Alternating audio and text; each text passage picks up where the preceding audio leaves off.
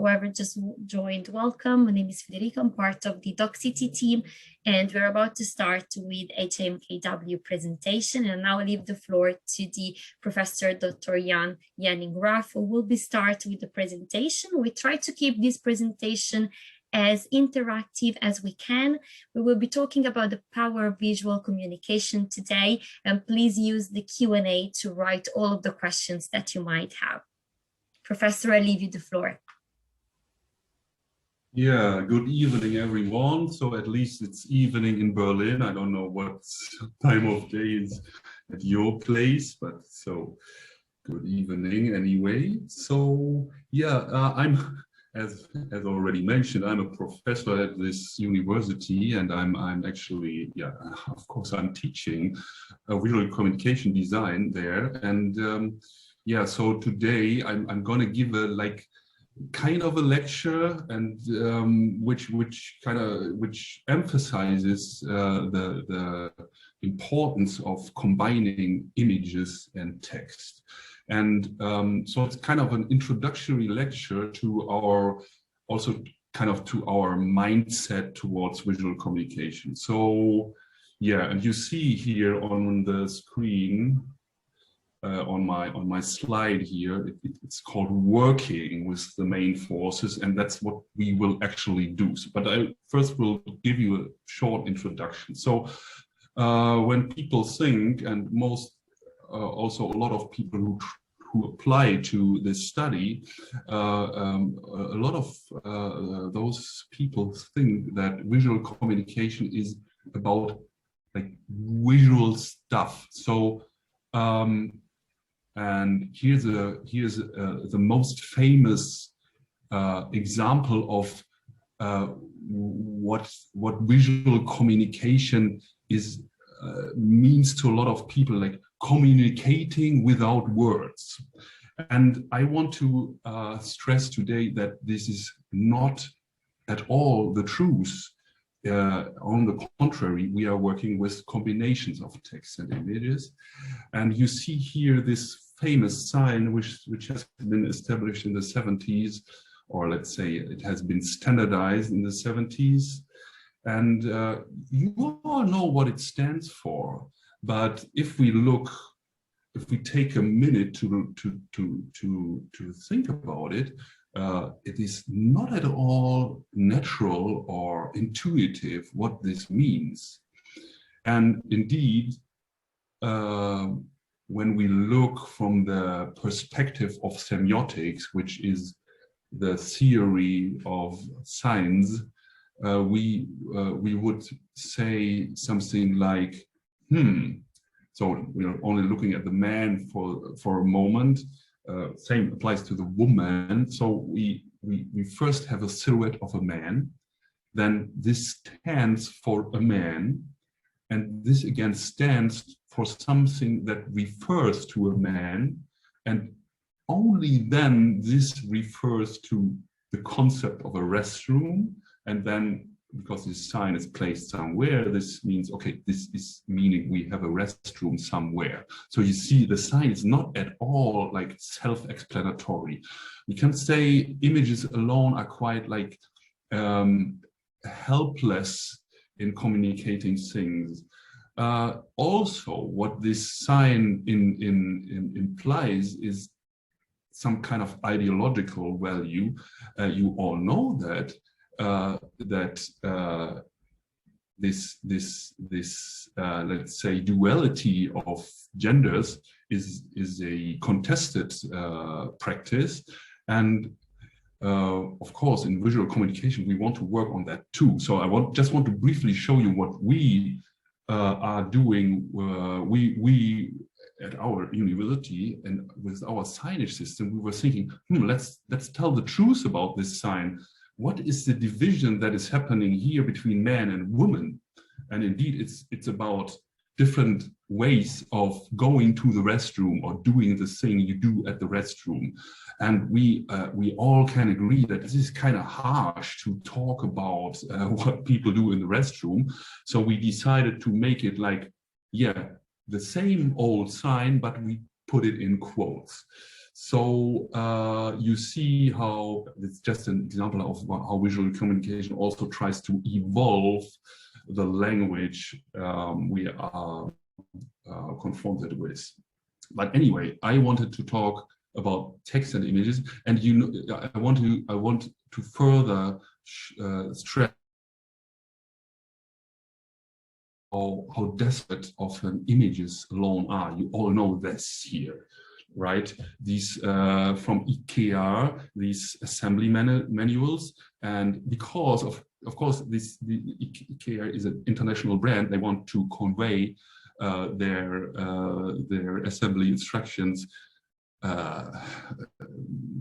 Yeah, they don't want to use much words because they would need to translate. But you see, I think everyone fails at some point to assemble this stuff. And also just a glimpse in our study program what might be a result. So some student has taken up this instruction manual style and has made a campaign against, like, I think it was against discrimination. So, and here we go, this is the instruction for kiss. You know, they have those strange names at IKEA, so they also follow this strange naming convention. And this student made an instruction. Okay, how would you like make love or make how would you do a kiss? And this is how it goes. This is what you need, and this is this is how it would work. Yeah. So this is not really the main occupation of a visual communication designer, to communicating without words. We are mostly working with combinations. So here is an example. This is a magazine cover which was like supervised by a professor, and this is done by a student. So this is an actual magazine that is like going out in the world. And you see here, what do you see? Some kind of roller coaster and some kind of funnel, and you see, yeah, this is it's just what it is. We could say, yeah, it's quite a exciting one.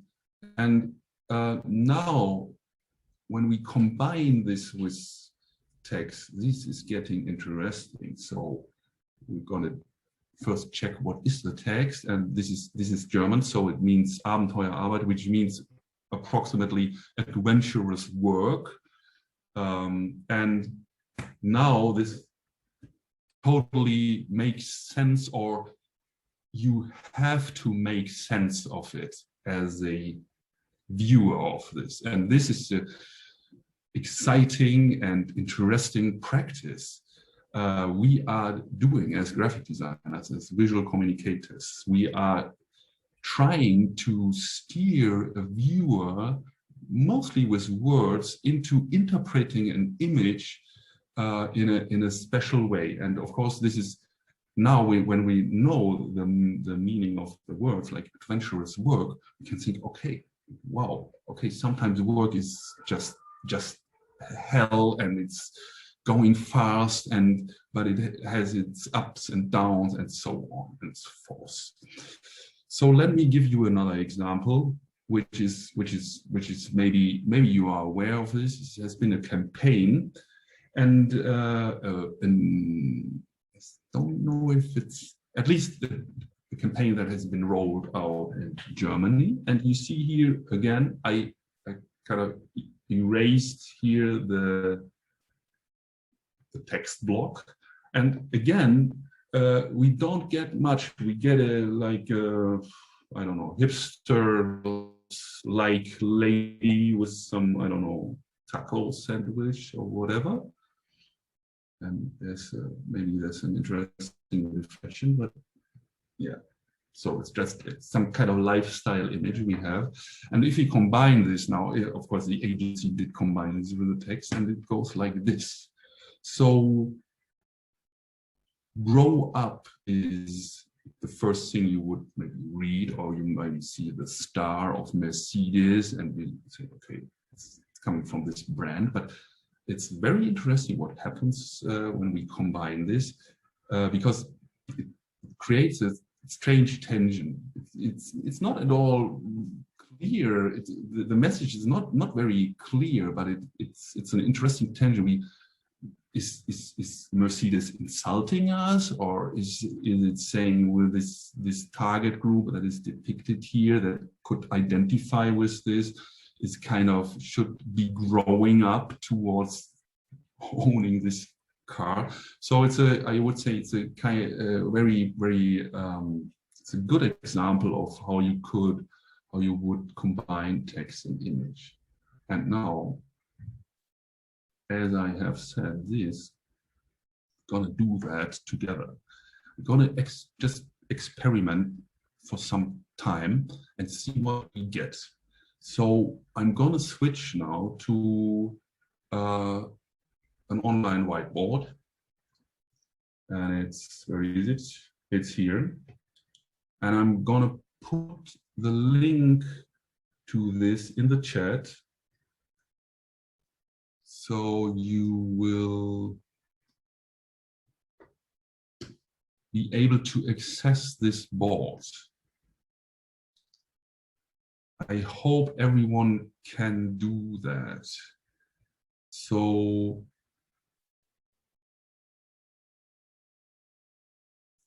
I will instruct you what we will do now. So yeah, I see people coming in. Yeah, there's some guests already. So you see here, I have made two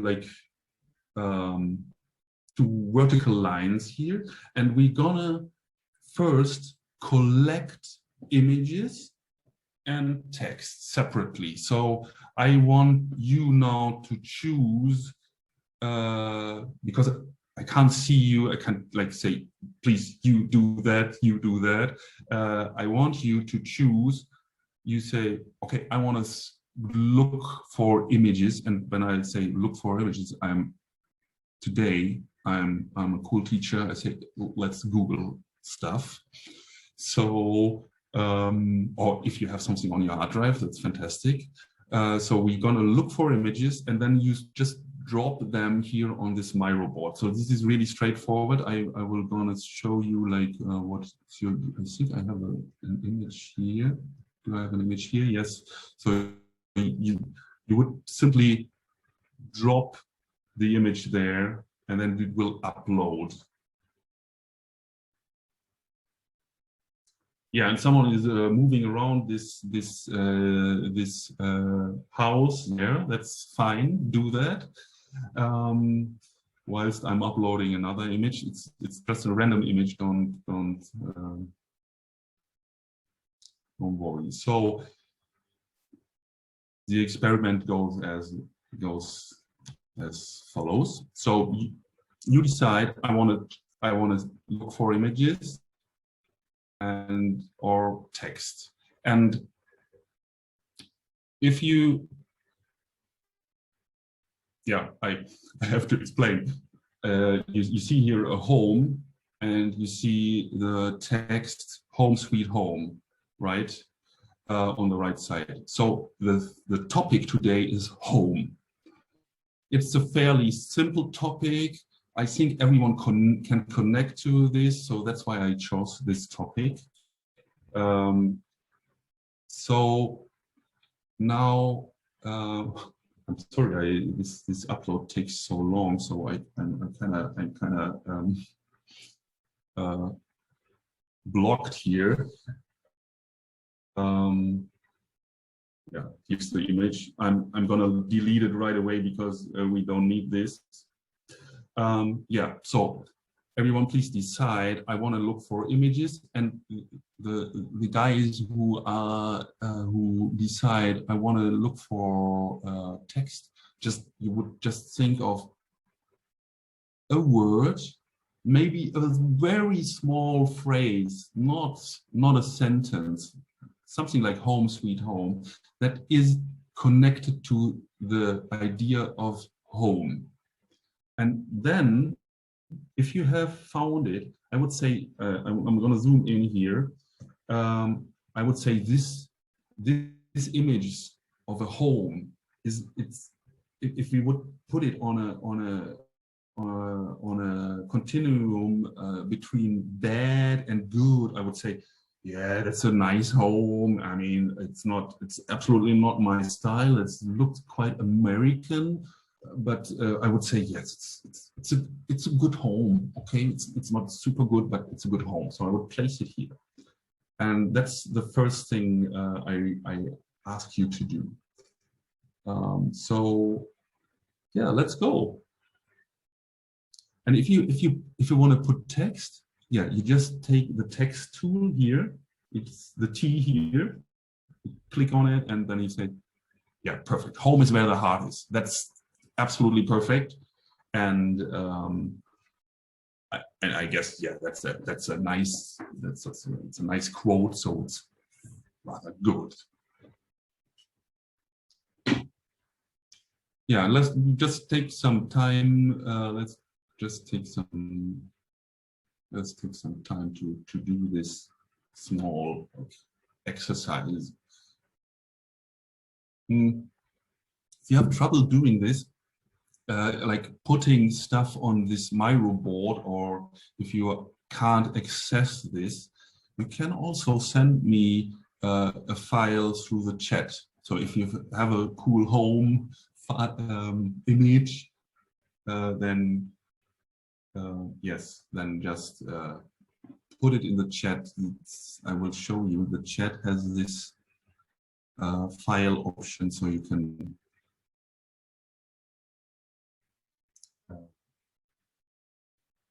upload something here. Yeah, I don't know why this has been made bigger. I'm gonna undo this because we need some space here for more homes. Home is a state of mind. That's also very, very good, or just a state of mind.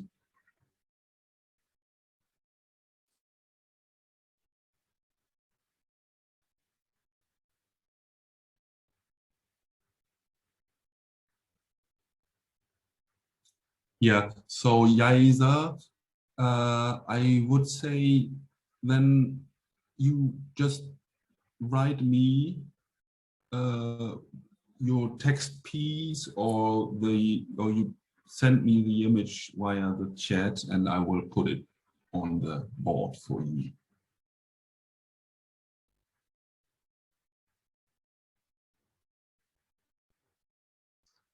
Okay, I'm also gonna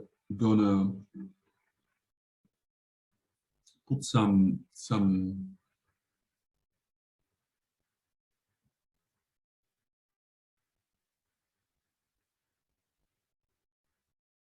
homey pictures here, just to break the ice. So here we go. Oh God, it's again very huge.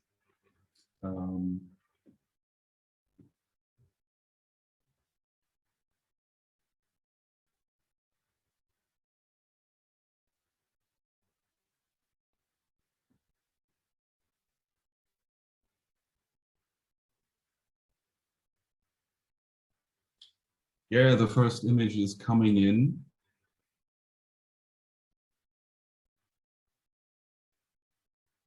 More images are coming in.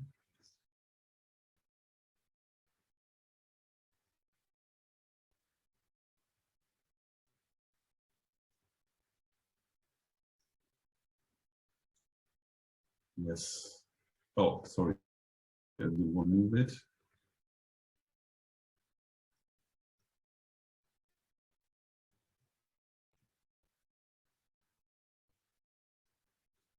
I'm gonna scale this a little. I guess this is a quite positive image, and I'm gonna move this home sweet home over here to divide, to keep the division between text and images for some moments.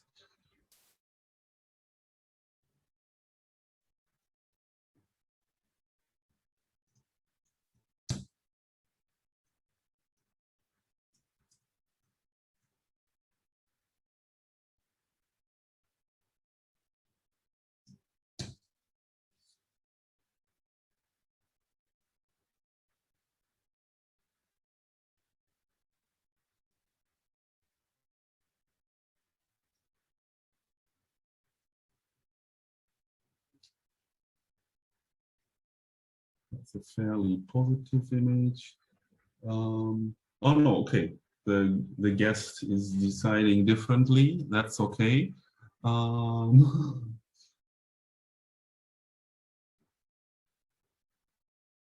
So when you think about home as being bad, why don't we put here domestic violence, for example?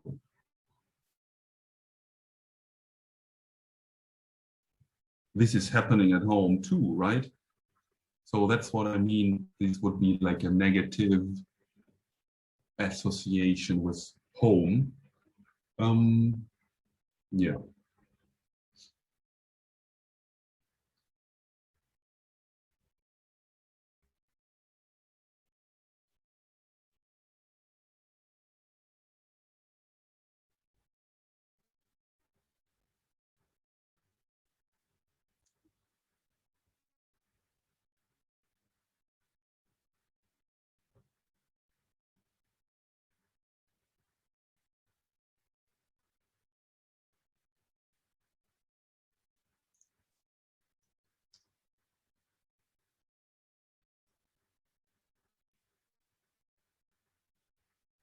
Yeah. So now,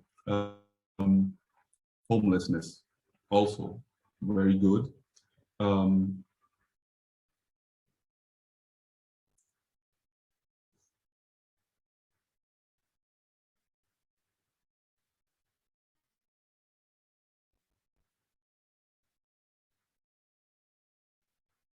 I'm a little desperate about the very long uploading time. I'm sorry. I mean, it's not my. I can't have no influence on that. But I would like to wait until those images are uploaded.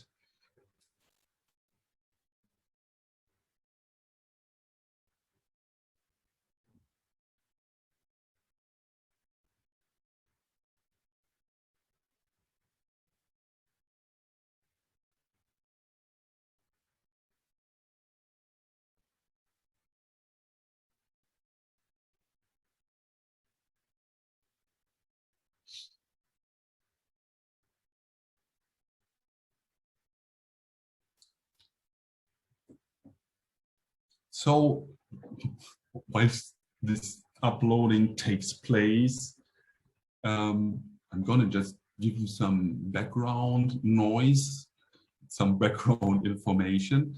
What we are talking here about, the combination of text and image, is of course common in visual communication. And in research, which is of course often inspiring us in visual communication, this is called multimodality. And multimodality is just saying we are working with multiple modes, and mode here is, in this case, is we have the mode of text and the mode of image. There are, of course, other modes in visual communication, but this is, I think, the most, everyone can connect to this. So we have a question, how to upload images. So upload images into the chat, straightforward. You go in the chat window. So the chat is located, yeah, you see the speech bubble, and then you go in the chat, there should be something like file, and you click on file and you I think you can just throw, drag and drop an image into the chat. Yes, you can do that. I hope this answers the question. Okay, so now we have here, this is blocking. Okay, we will now do the obvious. First of all, if we look at this, when we look at this arrangement, we have, of course, images and text that are, like, I would say, that are associated with the idea of something good, and this is straightforward. We would go, for example, take this image here, copy this now, and combine it with this here. I'm going to zoom in here.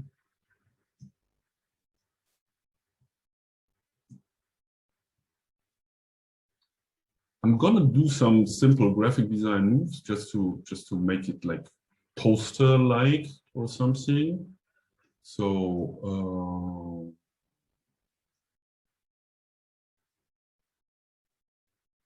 I want a nice typeface, like maybe, yeah, let's take Garamond, and then I take this. Yeah, maybe I arrange like this. So everyone would say, yeah, cool. This maybe would be maybe this is a graphic design that could satisfy, yeah, some estate guy who commissions us with some, hey, come on, do me some social media posts for my cool wooden houses. But as graphic designers, we would say, yeah, okay, good. It's kind of, the message is not very interesting. It is not, because it just resonates with itself, you could say. We have a positive home image, and then we have positive, like, text. Now let's do what, as a graphic designer, should be like your spontaneous reaction. You would say, okay, I'm going to combine opposites, and now we have opposites. And if I take, for example, like, what's down there, isolated from the outside, I would take this, and then copy this here quickly.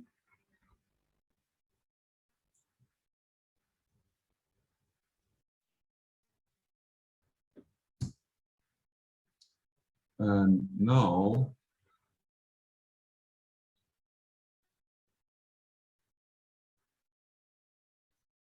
I think everyone will agree. I mean, this is not fantastic graphic design, of course. We're just crafting some drafts here, but you see, I guess you can see, let's make it yeah, factual writing, right? Someone.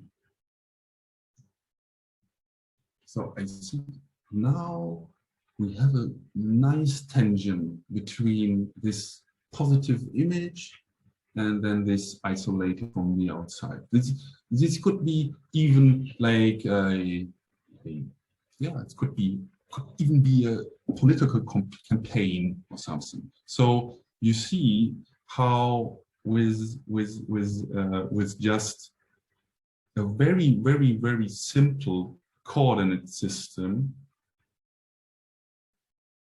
that spans from good to bad, we we get a lot of meaning. So now we're going to combine this we're going to do the opposite. We're going to take a very negative image. This here. I've seen that here. So this is obviously a war scene.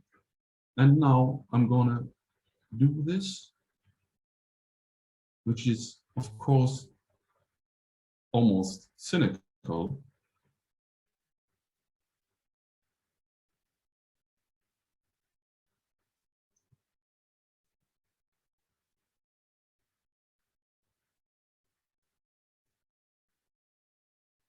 Let's make a nice background to make it understandable. Let's yeah, let's do some graphic design here. Yeah, maybe like this. So you see spontaneously, yeah, something, yeah, maybe. So think of a campaign that is trying to get some funding, some right now, yeah, you know what I mean, to support the people there in these war zones. I think you could grab their attention with this. So, and now with this, we are entering a business that we would call in visual communication research, we would call it visual rhetorics. And rhetorics, you know, is the art of speaking. And here we have the visual art of speaking, and we even have two languages, let's say. We have images and text. And here we have a rhetorical figure that it would be like saying the contrary. We are saying something, but we are saying in a contradictory way. And this is, of course, a way to make a speech in this moment, in this example, making a poster more interesting to look and to even something to think about. So I guess I'm already quite I guess I took a lot of time already, and you see, I invite you now here to maybe can someone here from the audience do a nice combination before our eyes. Maybe I would prepare you some landing ground here on the top, and someone just, you can even do it blindly, like take some random text, take some random image, and see what happens. And this is where I would already do my concluding remarks. I hope this was kind of like interesting and most importantly inspiring. I really want you to invite to think and experiment with this with these combinations. It's kind of a mission of our school also to establish this. Often graphic designers say, yeah, but I'm not a texter, I'm not good at text. And then we have to say, yeah, but text is our best friend and we should work with him, her. And so, yeah, I invite you to do that at home every time and to re-unleash the power of graphic design. And so this is an invitation, of course, to study this stuff at our school in Berlin or elsewhere. And I guess John will provide some more information on that. And maybe we'll just wait. Yeah, so there's, yeah, fantastic. But is it, I'm going to zoom in here. We have the guest visionary, and I think this is also another very good example of, everyone will say, hey, what is that? And you will think, oh my God, yes, it's in these neat homes that the domestic violence is happening. And I think it's a good approach because when we talk about domestic violence, and we have made some research on that, most of the campaigns are quite dark and very, like, they focus on the victims. And this is kind of also overseen. We tend to overlook this stuff. And with a graphic design like this, I think you can recatch the attention. And it's even, I would say, it highlights the fact that domestic violence is not a thing of like evil. It's not something that happens like in extreme circumstances, no. Okay, so thank you for this cool example, guest visionary. And I thank you for your attention so far. And I'm of course happy, I will stay here, and I'm happy to answer questions in this talk. So with that, I hand over to John. Thank you very much. Yeah, audio is on, video is on, great. Well, thank you very much. I threw in the picture there too. I had to had a look and see what thoughts are. I think it's also very interesting how everyone started thinking about different things in different ways like that. It's a good exercise, definitely. And I would also agree with you, Jan-Henning, that this is definitely something that if you're looking at, or if you're interested in going into a field of design or in graphic design, graphic and text, it's you always have to make sure what you're communicating whenever you use certain pictures and how you can set them up. But that's part of the things that we do here at HMKW. We're primarily a school of communication, media, and management, but we deal from the business sector side of being creative, if you want to say it that way. So we're looking at how can we help students either in the undergraduate factor or in a graduate state advance and use that talent that they have with them. I'm still watching, I'm still being mesmerized by everyone kind of moving around pictures and things, of what you like to do with your future and how you can achieve those goals, or add, I meet a lot of people that are interested in graphic design or in game design and say, well, I'm not sure. I mean, as you said before, I'm not a text person, or I can't do this and I can't do that. I think in general, I mean, it's a concept. It's about being able to think outside of the box. And that's also something I believe we look for a lot. If there's people interested about how and what you can do at our university, I mean, we have the next few weeks, we have our summer lectures. So as you saw today, this is one of the first ones that we had for our row of summer lectures. We're looking at giving students and potential students and applicants a way to have a taste of what we can offer, or what kind of classes would be awaiting them, and what they can do with it to help their creativity, be it in the field of design like here, or with business psychology, or with international marketing and media management we have is another program. I mean, in which way managers always have to think about plan B, a plan C, and a plan D. So what ways can you possibly help your creativity in the sense of an academic sense, and what we can offer you? Are there any questions directly? I see a lot of people are still having fun with the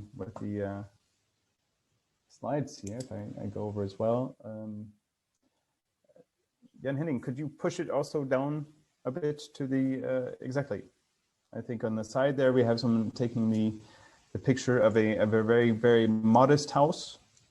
I think it's great. Home is just a state of mind. As an American myself, I would say also home is where you hang your hat. So I think home is definitely something, Jan-Henning, that you brought into us that all kinds of makes us think about home in general.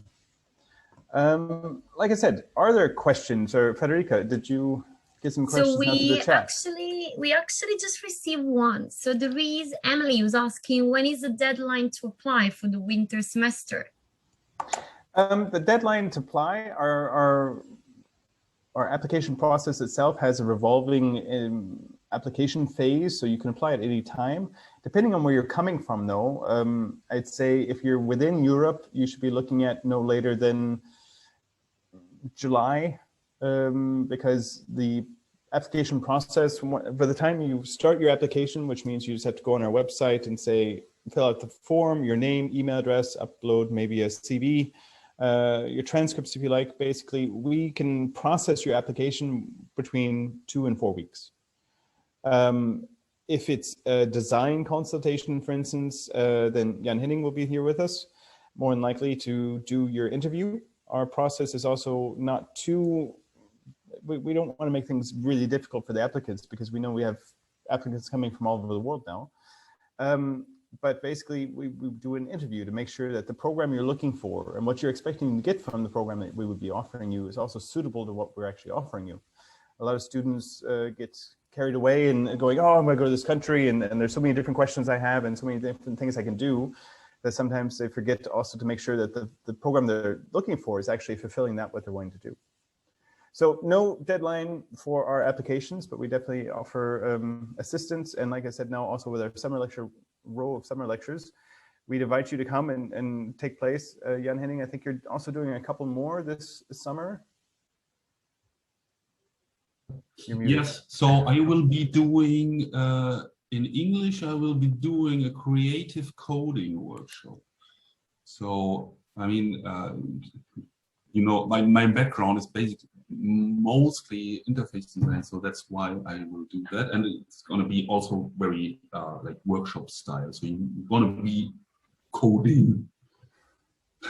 Yeah, I believe we've all had a lot of Zoom over the past year, and then we're looking forward to having something that's we can actually be in person for. But if we can't be in person, thank you very much also, Jan Henning, you've been able to give us an interaction so that people aren't just looking at black screens and going, okay, I'll listen to this for a half hour and then I'll just kind of tune out. That's definitely not something that we want our students to do. I mean, it's also our responsibility to keep your attention, help push your creativity. Other questions were in the chat. I think people are still happily. Yeah, there is one from an Excel. I hope I'm pronouncing it right. She says, I started my master in digital marketing, but is it possible for me to also participate in particular subject in other fields, such as design?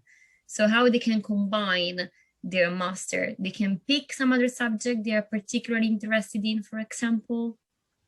Yeah, I mean, whenever you're a student of ours, so to say, if you're at the HMKW, basically, you know, we like to also bring the faculties together, because designers, of course, are not per se just designing. They also look at the consumer behavior. They used to have a bit of a background in psychology. How do these images affect what you're looking to do? So, I mean, we have that case with some students studying international marketing and media management, but wanting to do another course somewhere else or do a design course. I say if you're enrolled in the program, or if you're enrolled in a program at HMKW, well then you can always speak, for instance, to Jan Henning or our examination office to see what the schedule is like. Because I do have some students that have enjoyed sitting in on a class, kind of like auditing a class. That's definitely something that's a possibility. So, of course. This is great to hear. We have Gwenda asking, so we mentioned about deadline, but they're also asking, for example, some other information. For example, enrollment taxes. So when actually students will get to pay those. Is there any sort of scholarships in place, and career service, if it's something that, for example, the school is offering? Yes, well, I mean, HMKW, we are a young, small university in Berlin. I think you maybe have seen that on our profile. But we've been working with international students now for over 5 years, dealing with issues of visas. We have a visa and career service office. So you would actually have to apply for your original visa to enter Germany. But once here, we help you with your residence permits.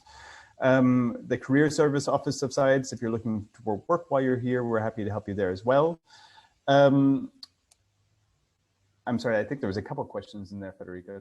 Yeah, so it was about enrollment taxes. So when, for example, someone is due to pay them, scholarships and career services. Okay. Well, the career services I answered then. The scholarships, we offer the Germany scholarship or Deutschlandstipendium. That is a scholarship that will give you up to €300, or will give you €300 a month for 12 months. If you don't, if you apply for the scholarship in 1 year and don't get it, you can apply again in your second year or even third or fourth year of studying if you're looking at doing an undergraduate program with us. And that's something that we offer every year. So otherwise, there's scholarships depending on your nationality, where you're from. We also have a list and a database of different scholarship possibilities that might be open for you. So, and that's what the study advisory office is for. So if you If you send us an email saying, hey, John, I'm looking for some more scholarship opportunities or student loans, or how can I fund my studies? Well, then that's definitely what our office is there for. Homelessness. I like it. Yeah, this one is weird, right? This is really not, we really can't don't get to a real conclusion here, but this maybe appear a little cynical also, but yeah, that's our job, yeah, to think about this stuff. Thank you. Yeah, and the last question was also about emission fees.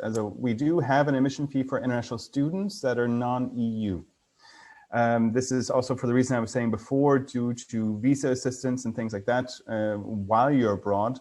We're happy to help you with that. We cannot contact embassies directly because they don't usually deal with third parties, but we would definitely supply you with all the paperwork you need, give you a checklist, so to say, what you do first, how should you get there, where should you go, how long should this take in order to help you out in that way. But the emission fees would be due. We don't have an application fee. We ask for the emission fee to be paid after you've gone through the interview process. All master programs have an interview process. As I was saying before, that process takes anywhere from about 2 weeks. The whole process to get the paperwork and okay from the different departments sometimes take a little bit longer. But essentially, after you've received your study agreement from us, countersigned, then we would say, okay, we have an admission fee of €980 that would be due one time within usually 2 to 4 weeks after you've received your contract back from us. So if you're looking at starting the October semester, that's what I was saying as well, definitely apply by the end of July, so that we have time for July, and then you can start your preparation in August. In September, you're starting to look to move. This is something I would also very strongly recommend for international students. If you can, if your visa allows you to, try to get your destination country, in this case being Germany and Berlin, at least about 2 weeks before you're actually supposed to start your program, because you need some time to settle in, be it not just for jet lag, but finding a place to live. Accommodations also a big question we get from a lot of students. Finding a place to live, moving in there, taking care of bureaucracy in the city that you're arriving to, and also getting to know us, coming by campus and making sure all your final documents in place, picking up your student ID card and things like that. So admission fee, like I said, is there, comes 2 weeks or so after you finish your the contractual agreements, and then, yeah. Perfect, thank you, John. Another question, so they're asking us, how can I understand if this bachelor is for me? So probably someone who's interested in design, any particular skills, or maybe anything that you look for in your students on how to understand if this could be the right choice for someone? I would definitely ping this one back to Jan Henning. I mean, as he was saying before, what I tell most students if they're looking to apply for this course or to this course, especially the undergraduate course, which is new, we're just starting out with that this year, this October. I would say it's not so much what you can do, but the creativity that's behind that. It's what can you show? How can you show that you're thinking in a graphic or visual communication way, as we've done today? But again, Jan Henning, maybe you can give some quick tips about the new undergraduate program starting.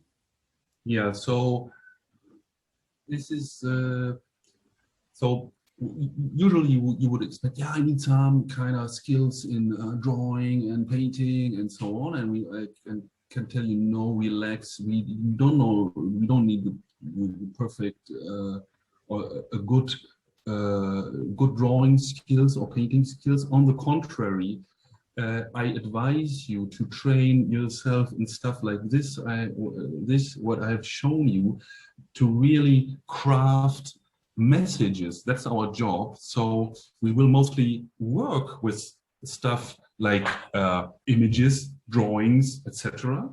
But our job mostly is the composition of this stuff and the conception of this. So you don't necessarily need to be like an artist. So that's the most important message, I think, for all of you out there. Don't apply as if you were an artist. No, we want to see some kind of enthusiasm towards visual communication, and that means an urge, like in yourself, to communicate with those elements. And as long as you do that, I think you're good, because of course we don't expect you to be perfect in that, but we want to see some kind of energy in there to that you really want to do this way of communication. And I really I can really tell you, don't put paintings only, don't put drawings only, and don't put a sunset in your portfolio. I think portfolio is a very good point that you're just saying there. I think a lot of students, especially young people that are applying for the undergraduate, say, portfolio, what do I need to be put in a portfolio? And often, actually, Jan Henning, a lot of the portfolios I get are that. It's 10 different pages of sketches that they did, which in itself is good, it's fine. You know, we want to see that creativity. But it's not just about the artist, because we're not an art school. We're a school for management, communication, and business. So again, like I said before, we're looking at how can we hone your skills and your creativity in order to be in the business world later, not necessarily become an artist. Thank you so much. I think this helps a lot. Larissa is asking us if there is any possibility of doing a mobility program just for 1 or 2 semesters. Yeah, definitely. I mean, we have Erasmus students, we have students from all over the world that come to visit us or happen to be in Europe or in Berlin for a semester or a year and say, hey, I'd like to take some classes. For that, we also have a guest student agreement. So if you're looking at coming to campus, or if you're going to be in Berlin and you'd like to take a few classes 1 semester, you can definitely get in touch with us. We have to always check and see, okay, which classes would you be interested in? Would you still need to possibly go through the application process of making sure that what you can do is also suitable to the course? But for that, the best thing is just send me an email, tell me what you're looking at doing, and I'd be happy to respond. And we can talk to the professor as well if he has any questions about your applications. Perfect, thank you. Also wanted to mention that after this event, we will be sending you an email, so you will have some extra details and some link very useful that you can consult. So John, you mentioned about the portfolio and some sort of interview the students will go through for the application process. So someone is asking us, what about this interview, what we should prepare? The main thing is, I believe, you know, we're not really a university that looks just at things on paper. It's all about the bigger picture. What you know, what's your background? What's your motivation? And whenever I say motivation, a lot of people are like, okay, I have to write this kind of flowery letter about. No, it doesn't have to be a flowery letter. It has to be outlining why you're looking at doing this program. What is the goal? What would you like to achieve doing this program? That's something that we find motivating wise a much better discussion to start than just saying, well, yeah, I've always liked photography. Okay, well, why have you liked photography? What motivates you? What steps did you have in your life that brought you now to where you want to be and what you want to do with photography? Usually the interview, though, in this case, would also be led by Mr. Raff. So Jan Henning, anything that you've found motivationally to be extremely enlightening in the past, or that you would want it more of? About, yeah, I mean, for the interview, I would really say, so we have your portfolio. We will look at your portfolio and think about it, and then in the interview, when I'm doing it, my goal is kind of to engage you in a discussion about your stuff. So of course, then it would be nice to really actually kind of engage in this. So you should be able to talk about your stuff. You should be having some kind of awareness of what you are doing. But that's all. So there's no questions like what is a complementary color or stuff like this. It's about your work and your motivation in it. So the interview is definitely not something to be scared about. Again, we're not trying to you know, become or be an elite school that gets rid of 90% of its applicants. We're there to help people achieve what they're wanting to achieve, especially in the fields that we offer. Perfect.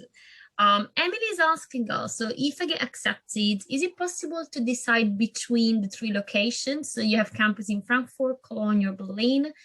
Is it possible to decide, or there are some programs only taught a certain location?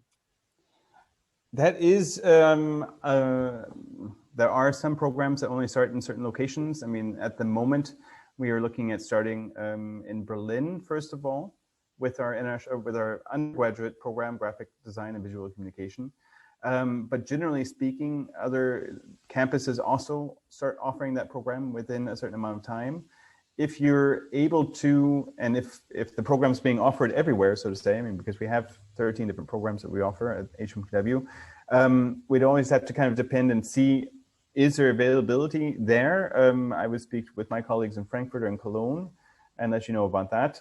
But wherever you apply to first, because when you go to the application page of HMKW, you'll see that you can put in the city you'd like to study in.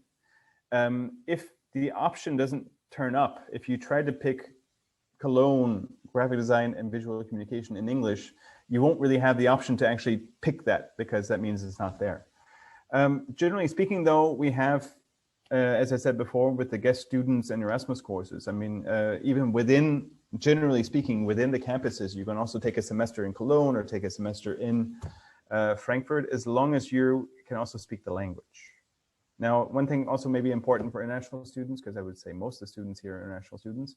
We do also offer free German classes to our international students after enrollment, usually around the 2nd month after your program started. Because, you know, as I was saying before, we have a career service office. We want to get you jobs. We want to get our students out there and be able to live their creativity. So if you're looking at coming, if you're looking at being in those courses, well, then we want to also give you more opportunities, which of course you will have if you also speak the language of the country.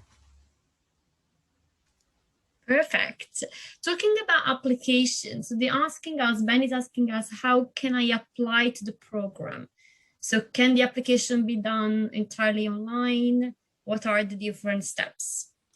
Of course. I mean, sometimes if you're an international applicant, we would ask you to upload as many documents as you can that you have based upon your high school, your secondary educational level. That's something that we have to do in the study advisory, to check your documents along with those with the German Education Ministry, to make sure that your background is suitable to start right away into a bachelor's program in Germany. So, I mean, if you're looking at doing that, if you have questions in advance, if you're not sure if your application materials are good enough, so to say, feel free to send us an email to the study advisory office. We will have a look at your documents and check them for you. If there's some reason that we cannot check and authenticate the documents that you're applying with, then we will ask you to go to UniAssist or UniAssist, which is a German student-run organization that does nothing else but check international documents. The only thing is with that, sometimes it can take an extra 6 weeks before they've finished checking your documents. So if you're not sure, send it to us first, send it to me, I'll have a look and then let you know within a day or so, hey, that looks good, we can move forward with that, or this may be a bit trickier than we had hoped. Again, it's different though. I mean, if you're applying at the bachelor level or if you're applying at the master level, again, more paper is better than not, or more scanned documents, because then we can check more possibilities that you would have instead of just saying, oh, no, sorry, that's not going to work. Perfect. Benigno is asking us if you accept credits for other European universities. So I guess if someone would like to move to your university. Of course. I mean, that's something I would say, of course, as long as you are at an accredited European university or other university. I mean, we have, especially at the master level and at graduate programs that we offer, we have a lot of students that apply that already have a master's degree. They're applying for a second one. They're looking for something to complement their actual first degree, say in public relations and in business, you know. So that's something that we get often and we can check. As long as your university or secondary education is of the same level as us and deemed so by the German Ministry of Education, that's not a problem. Perfect, thank you. So thank you so much for all your questions. We still have a couple of minutes, and I'd like to thank our speakers and the professor for this great exercise. I enjoyed it a lot. So I wanted to ask, I mean, it's very hard to try to summarize the courses and the university in an hour webinar, but I wanted to ask you if there was anything else that you wanted to add, and or anything else that you wanted to say to the audience, you know, people that might be thinking of applying, any sort of tips or advice that you feel like giving. From my side, from the study advisory side, have a look at our YouTube channels, have a look at our Instagram, at our social media. I see here a lot of people are also kind of already going for the Instagram pages. Have a look there first. If you're not sure, if you'd like to have a second opinion or hear some more about us, you know, we're very much for that. We'd much rather have applicants that really know what they're getting into and what they're expecting in the application than anything else. Secondly, I would say, don't be afraid. I know sometimes people are a bit apprehensive. Oh, I don't know these people. I'm calling in Germany, or I'm sending an email there and they don't respond back today. You know, that's we're definitely not the university that's like I said before, trying to send people away or not answer things. So we're there for you. That's very much kind of our university feeling. I mean, in Berlin, we're, like I said before, we're a small university. We have around 1,200 students at the moment.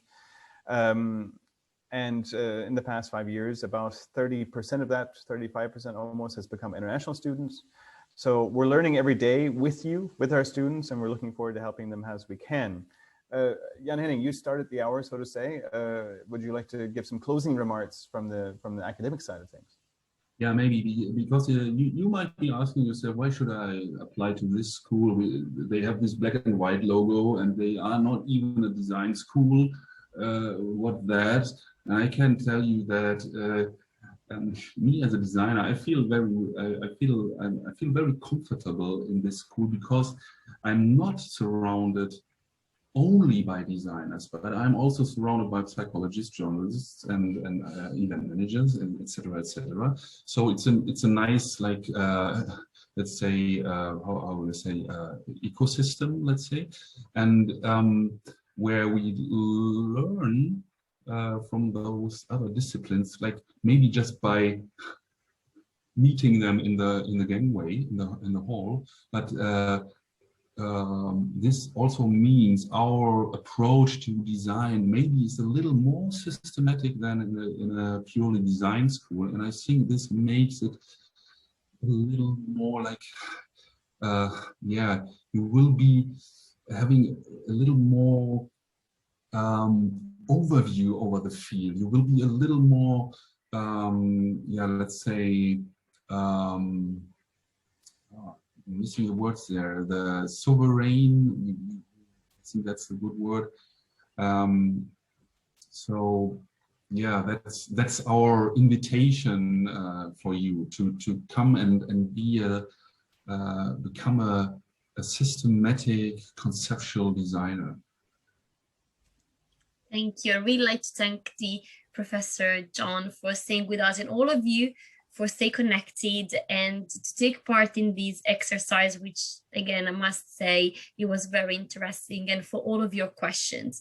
As mentioned, we will be sending you an email after this event, so you will find some useful link and an email address that you can contact. So in case you have any further question that we didn't have the chance to explore today, feel free to reach out to the team. As you can see, they're very much available and they'll be able to answer all of the questions that you might have.